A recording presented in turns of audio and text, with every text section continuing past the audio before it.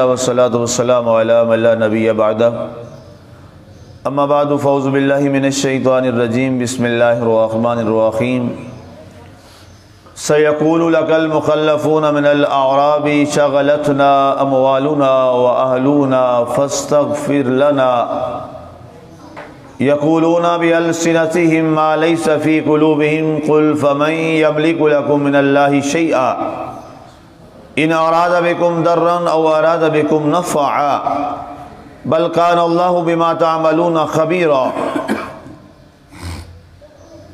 پیچھے رہ جانے والے بدوی عنقریب آپ سے کہیں گے کہ ہمارے اموال اور اہل و عیال نے ہمیں مصروف رکھا، تو آپ ہمارے لیے طلب مغفرت فرمائیں۔ محبوب جو کچھ وہ اپنی زبانوں سے کہہ رہے ہیں ان کے دلوں میں وہ کچھ نہیں ہے۔ آپ ان سے پوچھئے کہ اللہ اگر تمہیں نقصان پہنچانا چاہے یا نفع دینے کا ارادہ فرمائے تو کوئی ہے جس کے پاس اللہ کے مقابلے میں کچھ اختیار ہو؟ بلکہ حقیقت یہ ہے کہ اللہ تعالیٰ تمہارے سب کاموں سے خبردار ہے۔ آج ہماری سورہ الفتح کی آیت مبارکہ 11 کی تلاوت و ترجمہ کا شرف نصیب ہوا۔ سامعین، ہمارے گزشتہ درس مبارک میں اللہ تعالیٰ نے اپنے پیارے حبیب صلی اللہ علیہ وآلہ وسلم سے بیعت کرنے والوں کے حوالہ سے ان کی عظمت اور ان کے مقام اور قدر کا ذکر کیا۔ اس کے بعد آج کی ہماری آیت مبارکہ میں ایک خاص طبقہ تھا، یہ وہ قریش کے ڈر سے منافقت اختیار کرنے والے، یہ وہ دیہات میں رہنے والے مدینہ شریف کے ارد گرد جو بدوی لوگ تھے، انہیں اعراب کہا جاتا ہے، بدو لوگ دیہاتی تھے، اور ظاہر ہے وہاں پر قریش کا ایک تسلط تھا، ایک قبضہ تھا، ایک عرصہ دراز سے وہ ان پر اپنے حاکمانہ رویہ جو ہے وہ سختی والا رکھ چکے تھے۔ تو ظاہر ہے اسلام نے تو آغاز میں تو اسلام کی قربانیاں ایسی ہیں کہ دنیا کی تاریخ میں کسی مسلم نے اتنی قربانیاں نہیں دی، یہ بات ہے۔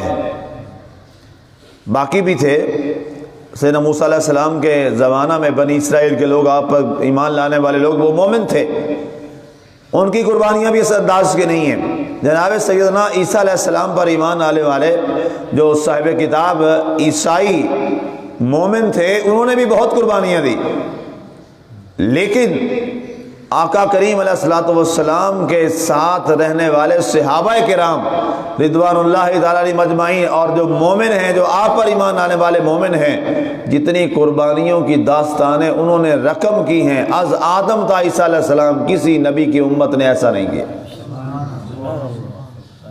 بے پناہ قربانیاں۔ اب یہ والے جو بدوی لوگ تھے جو مدینہ منورہ کے ارد گرد رہتے تھے، یہ چند ایک قبائل تھے۔ یہ ایک قبیلہ مزینہ تھا، ایک قبیلہ اشجع تھا، ایک قبیلہ غفار تھا، ایک قبیلہ اسلم تھا، اور ایک قبیلہ دیل تھا۔ یہ قبیلے جن کا میں نے ذکر کیا ہے، یہ 4-5 یہ قبائل تھے جو مدینہ منورہ کے ارد گرد رہا کرتے تھے۔ اب اس ڈر کی وجہ سے کہ کہیں قریش ہمارے اوپر ظلم اور زیادتی مزید اور نہ کریں، انہوں نے کیا کیا، جب حدیبیہ کے لیے سرکار یہ سفر کر رہے تھے اور یہ حدیبیہ والا پورا واقعہ ہوا، حضور علیہ الصلوۃ والسلام عمرہ کے لیے اور آپ کے صحابہ کرام عمرہ کے لیے تشریف لے جا رہے تھے، تو یہ لوگ جان بوجھ کر آپ کے ساتھ نہ گئے۔ اور دوسری ایک روایت یہ بیان کی جاتی ہے کہ جب بھی کوئی جہاد کا وقت آتا یا اللہ کی راہ میں لڑنے کا وقت آتا تو یہ لوگ کوئی نہ کوئی بہانہ بنا کے اپنے گھروں میں ٹھہر رہتے اور حضور صلی اللہ علیہ وسلم کے ساتھ جہاد کے لیے نہ جاتے۔ تو اللہ نے فرمایا سَيَقُولُ لَكَ الْمُخَلَّفُونَ مُخَلَّفُونَ مِنَ الْأَعْرَابِ شَغَلَتْنَا أَمْوَالُنَا وَأَهْلُونَا۔ اے پیارے حبیب صلی اللہ علیہ وآلہ وسلم، یہ جو منافق جان بوجھ کر پیچھے رہ گئے ہیں اور آپ کے ساتھ نہیں آئے، یہ بدوی لوگ ان قریب آپ کے پاس آ جائیں گے، اور جب آپ واپس آئیں گے اور اللہ آپ کو فتح و کامیابی عطا فرماتا ہے، آپ واپس لوٹ کے آتے ہیں، تو یہ کہتے ہیں شغلتنا اموالنا واہلونا، کہ ہمارے مال اور ہمارے اہل و عیال نے ہمیں مصروف رکھا، اے نبی صلی اللہ علیہ وسلم ہم آپ کے پاس نہیں آ سکے تو ہمارے لیے فاستغفر لنا، اپنے رب سے ہمارے اس گناہ پر آپ اللہ کے حضور معافی مانگیے۔ اے پیارے حبیب صلی اللہ علیہ وسلم، یقولون بألسنتہم ما لیس فی قلوبہم، پیارے حبیب یہ منافق ہیں، یہ جھوٹے ہیں، یہ فریب کار ہیں، یہ مکار ہیں، یہ جو بات کر رہے ہیں بألسنتہم ما لیس فی قلوبہم، یہ اپنی زبان سے کہہ رہے ہیں، دل سے یہ بات اب بھی نہیں کر رہے۔ اللہ نے ان منافقوں کو بڑا واضح کر دیا۔ اب یہ بات یہاں واضح رہنی چاہیے کہ اسلام میں کفر ظاہر ہے یہ دو چیزیں ہیں، اسلام اور کفر جو آپس میں ایک دوسرے کے الٹ ہیں، لیکن منافق نے جتنا اسلام کا نقصان پہنچایا ہے اور جتنا اسلام کے جڑوں کو کاٹنے کے لیے اس نے کوشش کی ہے، اتنی کوشش کسی کافر نے بھی نہیں کی۔ اس کی وجہ یہ ہے کہ کافر کا پتہ ہے یہ کافر ہے، وہ تو بڑا کھلا کھلا کہتا ہے کہ میں اسلام کو نہیں مانتا، اور انسان اس سے اپنے آپ کو بچا کے رکھتا ہے۔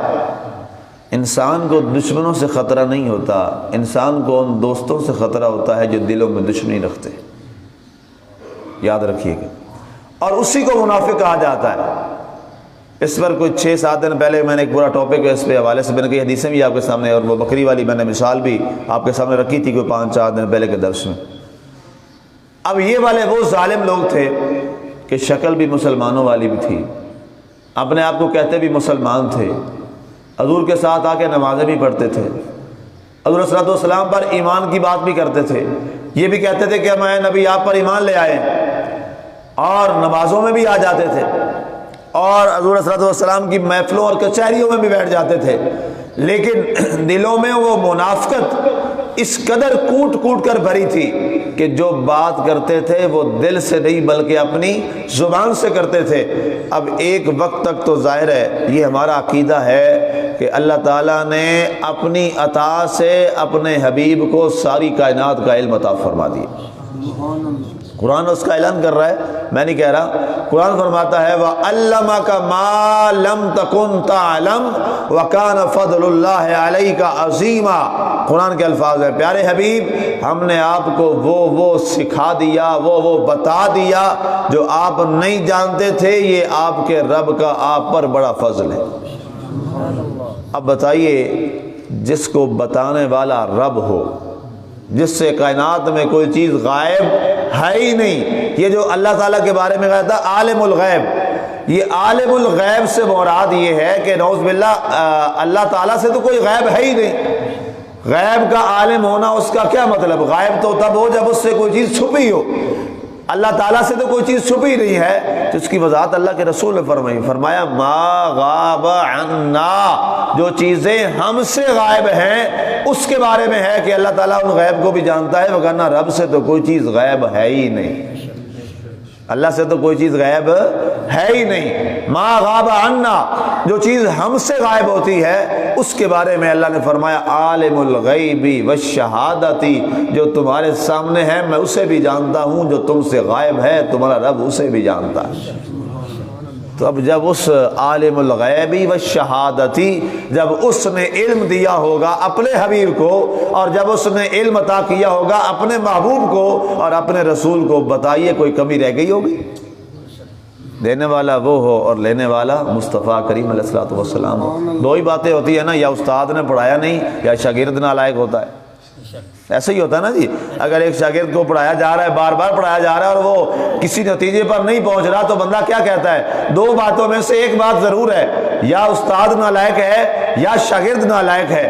استاد یا توجہ نہیں کر رہا، استاد صحیح پڑھا نہیں رہا دل سے اور صحیح اس کو ایجوکیٹ نہیں کر رہا، یا استاد تو پڑھا رہا ہے، بچہ اتنا نالائق ہے کہ وہ اس باتوں کو، استاد کی باتوں کو یاد نہیں رکھتا۔ اس کے علاوہ تیسری وجہ کوئی نہیں ہوتی۔ اب بتائیے جب پڑھانے والا معلم خدا ہو اور سیکھنے والے مصطفیٰ ہوں، یہاں تو کمی کہیں پر ہے ہی نہیں۔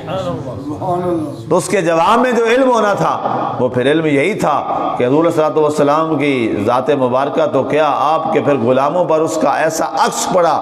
ظاہر ہے ہے وہ دامن مصطفیٰ میں رہنے والے تھے کہ منبر مسجد نبوی کا ہے، اور کہاں پر وہ عراق کے قریب وہ ایک جگہ، اور وہاں پہ جناب کہتے ہیں یا ساریہ الجبل، ساریہ ذرا پہاڑ کے پیچھے دیکھنا، تجھ پر لشکر حملہ کرنے جا رہا ہے۔ پھر علم کی لہریں وہاں تک پہنچ گئی۔ جناب فاروق اعظم کے خطبے کا میں اشارہ کر رہا ہوں۔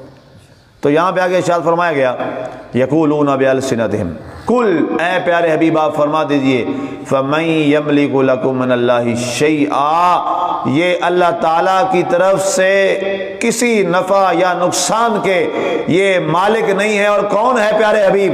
اللہ نہ چاہے کوئی آپ کو اور آپ کے صحابہ کو کوئی نقصان پہنچا سکے۔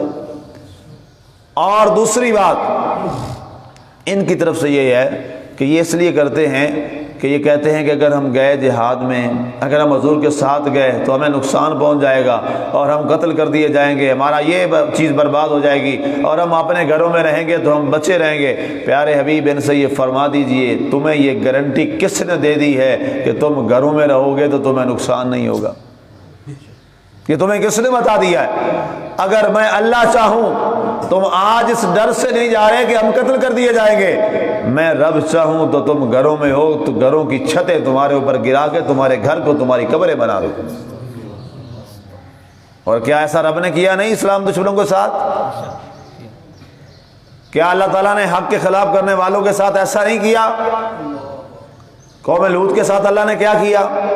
قوم شعیب کے ساتھ اللہ نے کیا کیا؟ قوم نوح علیہ السلام کے ساتھ اللہ نے کیا کیا؟ ان میں سے کوئی بچا؟ ایک بھی کسی کا نام و نشان نہیں بچا تھا، سارے تباہ و برباد ہو گئے۔ انہیں پتہ ہی نہیں ہے پیارے حبیب یہ جو آج اپنے گھروں میں عذابوں سے بچے رہے ہیں یہ صدقہ ہی مصطفیٰ صلی اللہ علیہ وسلم کا ہے، اگر نہ ہم کوئی الگ کسی چیز سے بنے ہوئے ہیں۔ پہلے لوگ بھی تو ہماری طرح ہی تھے، ان پر عذاب آئے اور ان کی گھروں کی چھتیں ان کے اوپر گرا دی گئیں۔ رات کو سوئے تھے، صبح قبرستان، رات کو شہر تھا، صبح قبرستان، اور وہاں پر ریت کے ٹیلے اللہ نے ڈال دیے تھے اوپر سے۔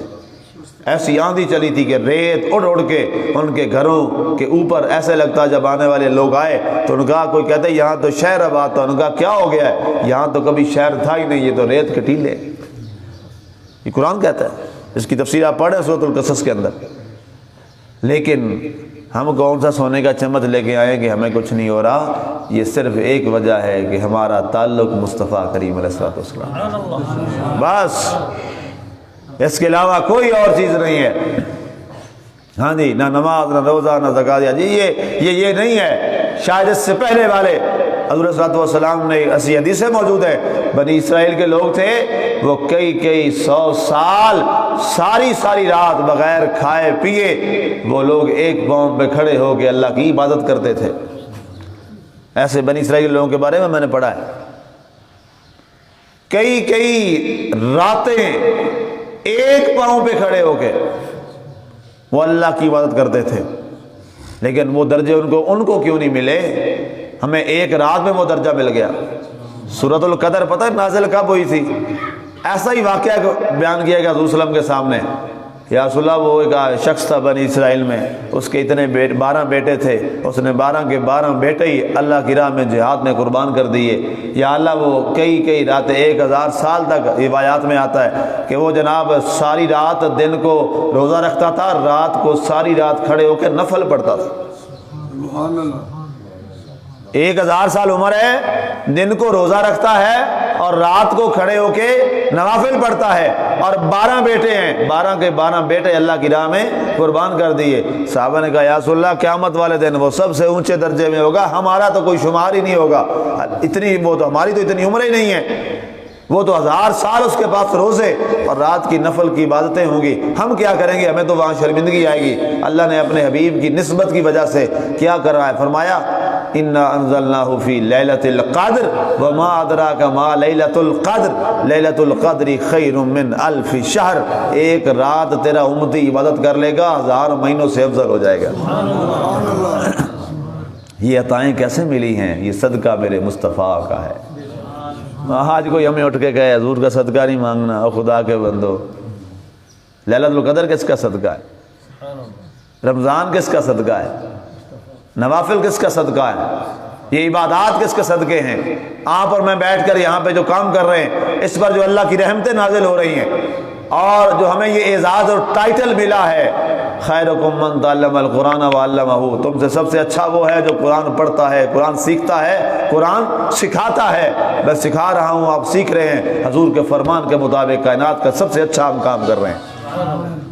تو یہ اعزاز ہمیں کس نے دیے ہیں؟ اس ذات مصطفیٰ صلی اللہ علیہ وآلہ وسلم نے دیے ہیں۔ آخری الفاظ فرمایا بل کان اللہ بما تعملون خبیرا، ان بدبختوں منافقوں کو بتا دو، تم سمجھتے ہو ہمیں پتہ نہیں ہے، اللہ تعالیٰ جو تم عمل کرتے ہو اس ایک ایک بات سے باخبر ہے۔ سبحان اللہ۔ اور جب اللہ باخبر ہے تو ہمارا محبوب بھی باخبر ہے۔ اس کا ابھی ٹاپک چل رہا ہے، کل اس پہ بات کریں۔ وما علینا الا البلاغ المبین۔